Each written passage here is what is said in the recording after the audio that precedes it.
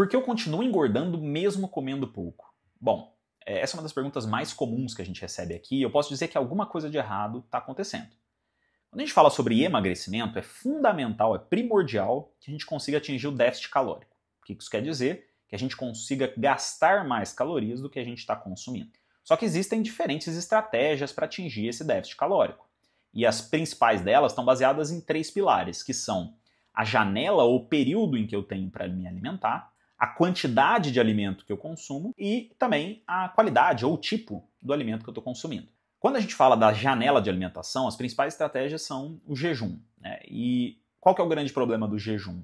Em tese, se eu estou diminuindo a minha janela de alimentação, o tempo em que eu posso me alimentar, eu tenderia a comer menos calorias.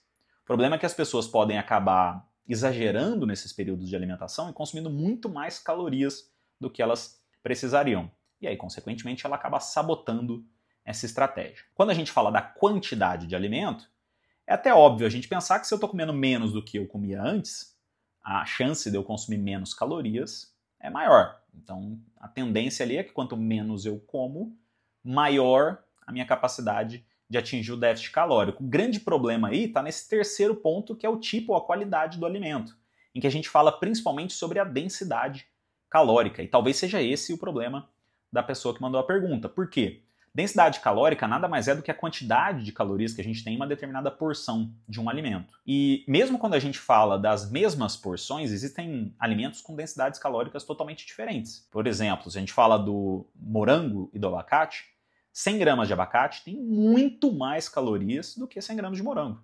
Ao mesmo passo em que se eu consumir 3, 4 vezes mais morango, maior quantidade de morango, do que abacate, eu posso estar consumindo praticamente a mesma quantidade de calorias ou até menos. Esse é o grande problema das pessoas que dizem que comem pouco e não emagrecem. Talvez, e aí logicamente a gente precisa entender um pouco a dinâmica alimentar da pessoa, ela esteja comendo alimentos com uma densidade calórica muito alta. Então ela come uma porção pequena de amendoim. Poxa, essa porção pequena de amendoim pode ter uma quantidade altíssima de calorias.